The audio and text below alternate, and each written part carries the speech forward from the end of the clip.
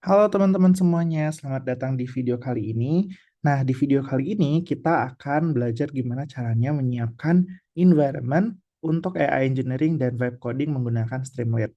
Nah, di sini tujuannya supaya teman-teman nanti bisa langsung ngoding Streamlit, ngoding Python tanpa ribet-ribet setup lokal teman-teman.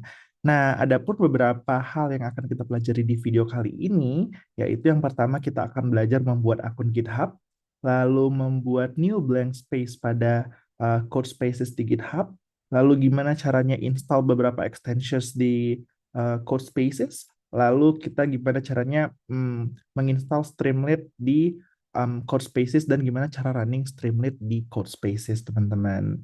Oke, nah sebenarnya untuk bikin akun GitHub, kita tuh bisa langsung menuju website github.com teman-teman. Jadi teman-teman bisa langsung ketikkan di browser masing-masing github.com. Kemudian setelah sampai di halaman landing page yang seperti ini, teman-teman bisa langsung sign in kalau misalkan sudah punya akun GitHub, atau teman-teman bisa langsung klik sign up dulu nih kalau belum punya akun GitHub-nya. Nanti dari sini teman-teman ada dua metode yang bisa teman-teman coba.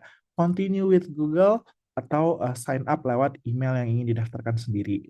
Kebetulan di sini aku mau nyoba pakai langsung ngisi pakai email ya teman-teman, tapi kalau misalkan teman-teman pengen lewat continue with Google, bisa juga diklik dulu continue with Google-nya, lalu pilih salah satu akun di sini, kemudian nanti apabila ada semacam permintaan allow, semuanya silahkan di allow aja, seperti itu teman-teman. Nah, berikutnya kalau misalkan teman-teman pengen metodenya masukin email dan bikin username sendiri, teman-teman bisa langsung masukin aja di sini. Misalkan di sini aku ketikkan email aku, lalu masukin passwordnya, password yang teman-teman inginkan ya. Lalu aku masukin username-nya, lalu masukin country region-nya, dan yang bagian email preferences ini sifatnya optional. Kalau misalkan teman-teman pengen pakai, boleh. Kalau misalkan mau teman-teman nggak mau checklist, boleh di uncheck aja. Sebentar, ini username may only contain alphanumeric characters or single hyphens, cannot begin or end with hyphen. Oke.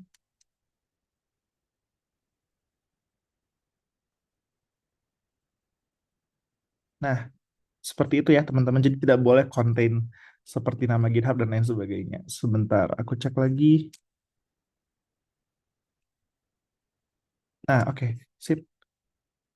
Nah, kemudian aku create account di sini. Kemudian nanti dia akan meminta verifikasi account, teman-teman. Seperti itu.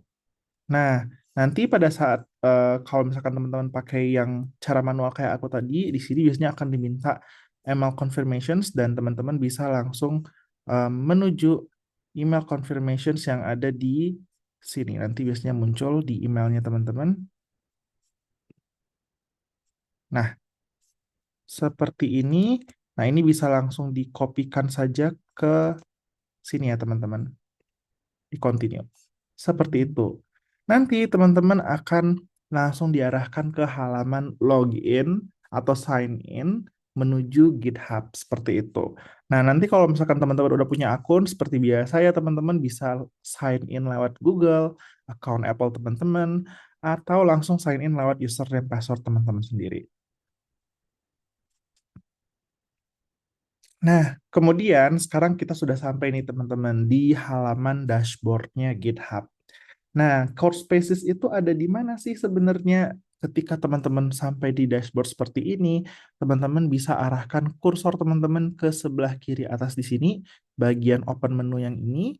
Lalu kalau kita klik, nanti teman-teman akan melihat ada tulisan Code Spaces di sini nih teman-teman. Nah, ini Code Spaces bisa kita klik aja. Code Spaces ini tuh apa sih sebenarnya? Nah, Code Spaces ini kita tuh bisa ngoding langsung di browser tanpa menginstal hmm, comment editor atau coding editor di lokal teman-teman gitu, di lokal sistem teman-teman, misalkan di laptop lokal atau di komputer lokal, itu tuh nggak perlu. Jadi kita ngodingnya tuh full melalui website Codespaces seperti itu. Kalau teman-teman mau akses langsung Codespaces tanpa lewat GitHub, teman-teman bisa juga sih sebenarnya ya searching dari Codespaces, GitHub kayak gini juga bisa nanti akan diarahkan ke GitHub Codespaces dan sampai di halaman seperti ini. Seperti itu teman-teman. Nah, kembali lagi tadi ketika sudah sampai di halaman GitHub Codespaces seperti ini, aku akan mengajarkan teman-teman gimana caranya membuat um, blank space atau blank repository untuk nanti teman-teman bisa mengerjakan semua code-code teman-teman seperti itu. Nah, di sini kita bisa lihat ada blank, ada React, Jupyter Notebook, .NET, dan lain sebagainya gitu. Cuman untuk saat ini kita akan start dengan yang blank gitu. Jadi kita bisa klik di sini yang use this template. Nah, kita klik. Nah, blank ini nanti akan menampilkan semacam server teman-teman yang isinya kosongan dan bentuknya itu mirip seperti Visual Studio Code. Jadi, ketika teman-teman ingin ngoding tanpa install ribet di lokal, teman-teman bisa pakai Codespaces, tapi kalau misalkan teman-teman sudah nyaman dengan menggunakan VS Code di lokal, itu juga nggak apa-apa ya, teman-teman. Nah, ini halaman utama Codespaces kita nih, teman-teman. Ada banyak ya fitur-fiturnya yang bisa dilihat. Di sebelah kiri sini itu adalah tempat kita mengorganisasi file-file yang ada di dalam uh, code kita di code spaces kita seperti itu. Nah, di sini ada Explorer untuk organisasi file. Kita bisa klik di sini new file atau new folder. Kita bisa organize semua file-file kita atau folder-folder kita dalam satu code spaces seperti itu. Kalau mau nyari file tertentu, bisa klik di sini search atau kita mau sekedar lakukan search and replace gitu ya teman-teman. Lalu kemudian di sini juga ada semacam source control-nya juga mirip kayak di VS Code. Jadi kalau misalkan teman-teman yang sudah mahir menggunakan GitHub, kita bisa publish code spaces kita menjadi sebuah GitHub repository dan kita bisa ngelakuin berbagai macam operasi Git di dalamnya seperti itu. Lalu yang berikutnya di sini ada extensions. Extensions ini untuk menginstal berbagai macam extensions yang teman-teman butuhkan. Misalkan teman-teman ingin ngoding Python, Golang, Jupyter, C++, dan lain-lain sebagainya, kita bisa install di sini. Seperti itu. Nah, jadi langkah pertama yang bisa kita lakukan setelah sampai di sini, kita akan install extensions dulu ya teman-teman. Nah, kita akan menginstal Python dan juga Jupyter Notebook. Nah, teman-teman bisa cari juga di sini search extensions-nya. Yang pertama kita akan install Python dulu. Ini kita install, ini ada yang Python yang paling atas. Python kita install. Lalu selain Python, kita juga perlu menginstal Jupyter Notebook. Jadi kita search Jupyter Notebook. Oke, ini Jupyter Notebook-nya. Kita install juga ya, teman-teman. Nah, nanti ketika extension-nya sudah terinstall, kita bisa cek sebenarnya di sini. Nah, tadi di sini kalau misalkan kondisinya sudah terinstall itu, dia sudah ada tanda seperti ini, ada disable, uninstall, dan lain-lain sebagainya. Jadi itu penanda bahwa dia sudah terinstall. Atau kita bisa lihat juga langsung di bagian extensions kita, yang install itu apa aja di bagian sini ya, di code space. Nah, ini bisa apa aja yang udah keinstall seperti itu. Nah, kemudian setelah semuanya siap seperti ini, yang berikutnya yang perlu kita lakukan itu adalah mengecek environment kita. Caranya gimana? Nah, misalkan nih aku mau bikin satu file Python dulu kali ya, atau satu file Jupyter Notebook aja deh gitu. Misalkan aku mau buat eh, test file.ipynb. Nah, IPYNB ini file untuk ini ya, untuk Jupyter Notebook. Nah, kita bisa select kernel di sini, memastikan Python environment kita ada ready. Nah, kalau misalkan di sini sudah ada, teman-teman, Python 3.12.1, kalau teman-teman cek di Python Notebook itu, select kernel dulu, lalu Python environments, lalu cek di sini udah ada Python-nya apa belum. Teman-teman bisa bikin script Python environment sendiri seandainya teman-teman butuh untuk meng-separate project-project tertentu atau hal-hal lain yang teman-teman ingin separate libraries-nya menjadi dalam satu Python environment, itu juga bisa dengan script Python environment. Nah, di sini kebetulan kita select aja yang Python 3.12.1 untuk ngetes apakah Python kita udah jalan apa belum. Nah, misalkan aku tes di sini print Hello AI Engineering. Nah, ini berarti sudah berhasil ya kalau udah ke output. Berarti Python environment kita udah siap untuk dijalankan. Seperti itu. Atau kita sekalian berikutnya kita tes juga untuk file .py kita ya. Jadi test.py. Lalu aku printkan di sini halo dunia. Halo AI Engineering ya teman-teman. Halo AI Engineering, kita save jangan lupa. Lalu kita jalankan. Python test.py. Nah, di sini sudah muncul Hello AI Engineering, berarti semua Python environment kita sudah siap untuk dijalankan. Nah, berikutnya untuk mendukung proses coding teman-teman dengan Streamlit, tentunya yang pertama kali harus kita coba untuk jalankan itu menginstall library yang dibutuhkan. Nah, kebetulan spesifik di sini aku akan spesifik gimana caranya menginstall Streamlit dan gimana caranya mencoba Streamlit, teman-teman. Nah, kita bisa menuju ke terminal di sini, teman-teman. Seandainya di sini belum muncul terminal, teman-teman bisa cek lagi ke atas di sini harusnya ada bagian terminals gitu kan ya.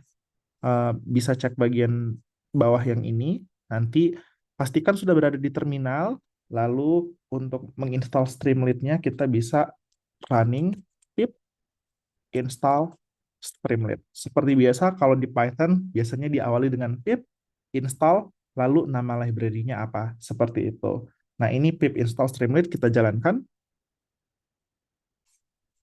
Ini bisa kita awalkan aja yang you may have installed Python packages.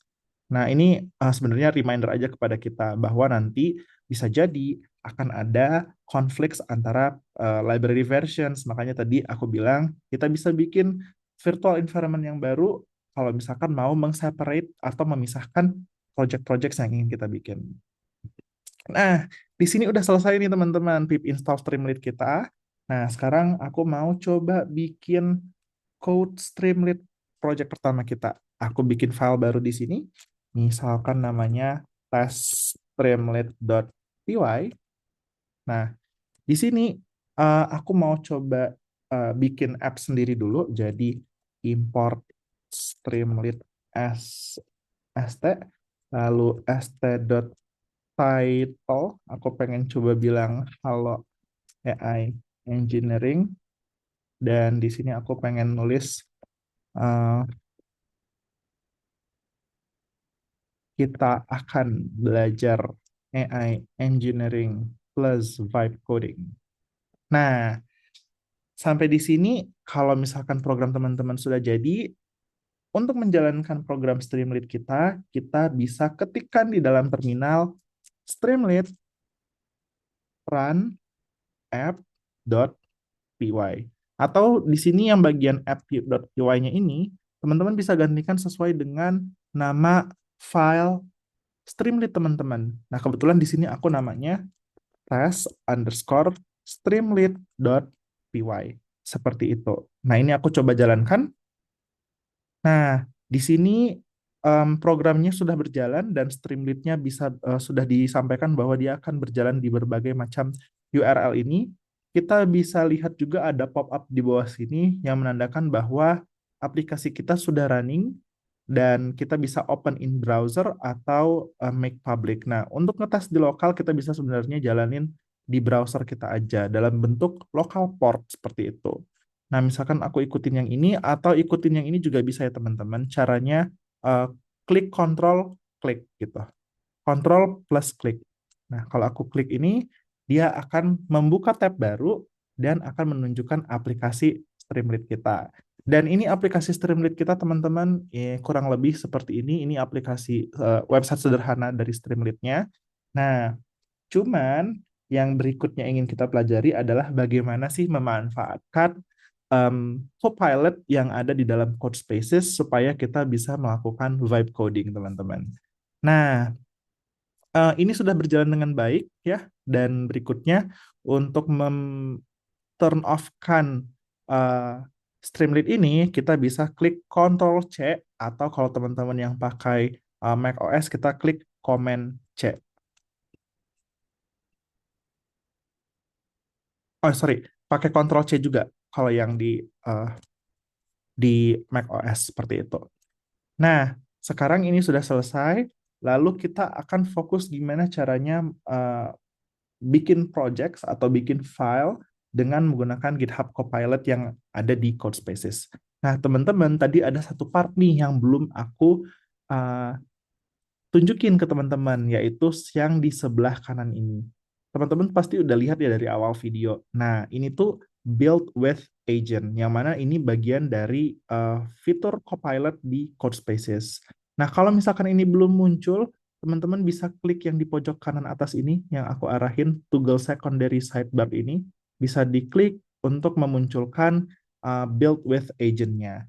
Nah, di sini teman-teman, fitur-fiturnya itu macam-macam ya. Jadi kita bisa chat, kita bisa minta dia mengerjakan codingan kita, atau sekedar nanya-nanya juga bisa.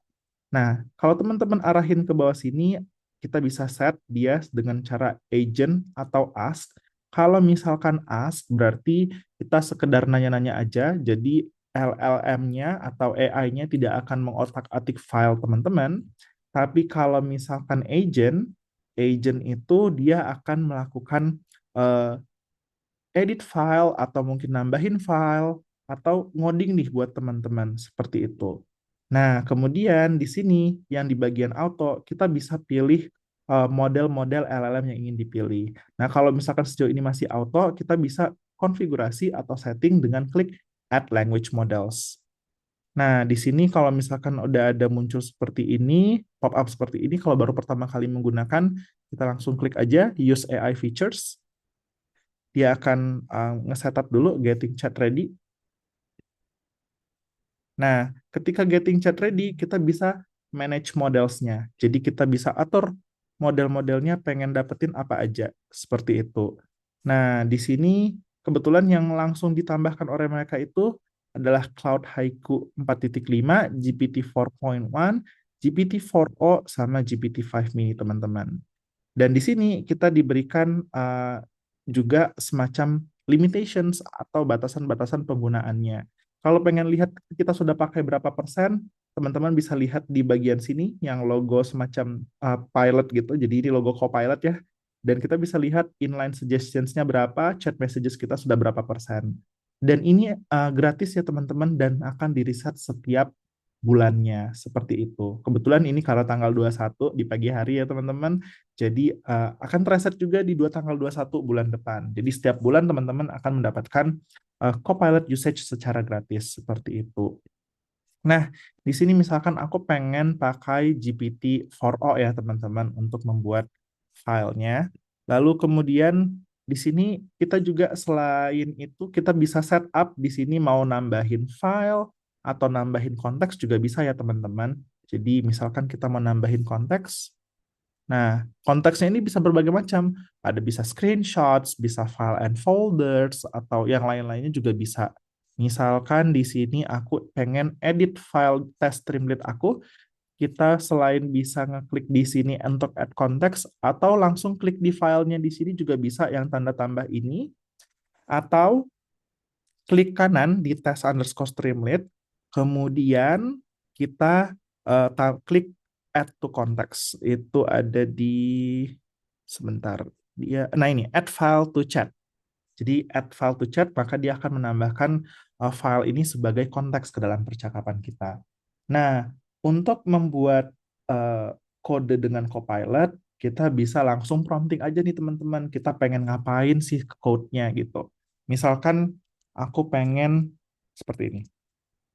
Buatkan saya aplikasi kuis interaktif yang akan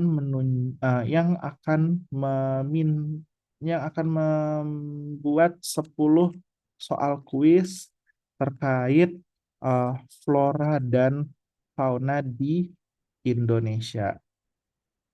Tampil buat fitur tampilkan dan hasil dan juga pesan pesan adaptif ya terhadap nilai yang diperoleh oleh user. Nah, ini sederhana. Eh, Teman-teman bisa tambahin prompt-nya lagi, misalkan buatkan emoji untuk setiap flora atau fauna yang menjadi bagian dari quiz. Nah, jadi semakin detail prompt teman-teman, semakin bagus juga buat AI-nya untuk memahami apa sih yang teman-teman ingin lakukan.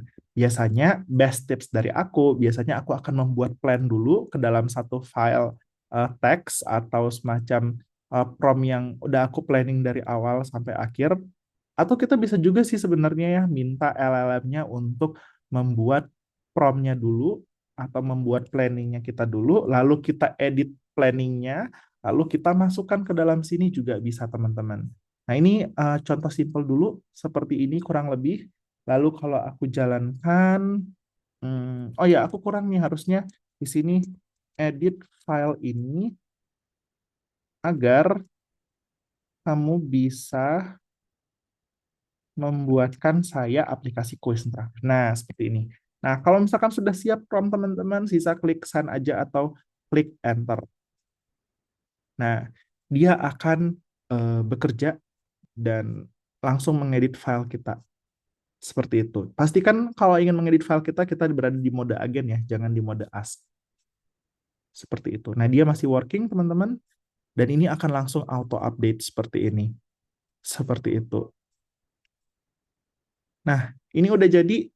Jadi kita bisa review sebagai part dari human in the loop-nya, dari vibe coding. Jadi kita cek dulu apakah ini semua sudah benar.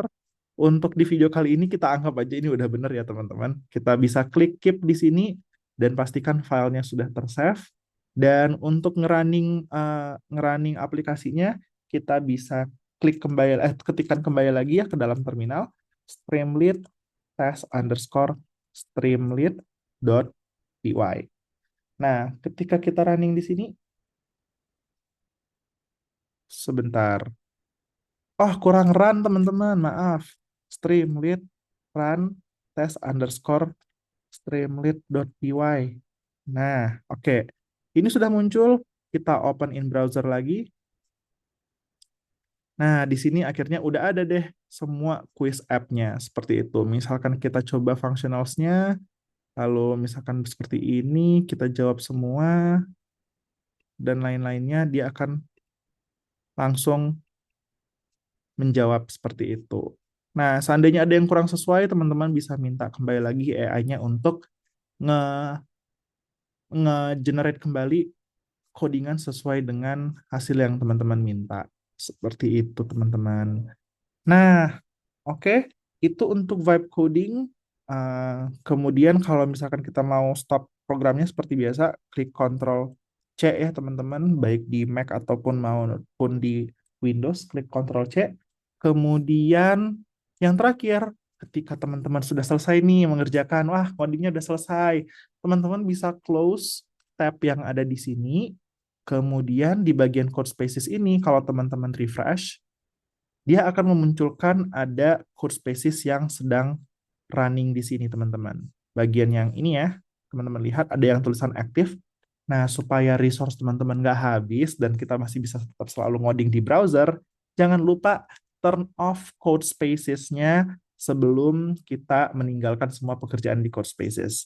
Jadi caranya klik titik 3 yang ada di sini, kemudian kita stop code spaces kita. Seperti itu. Nah, nanti di sini akan terlihat bahwa code spaces kita sudah tidak aktif lagi.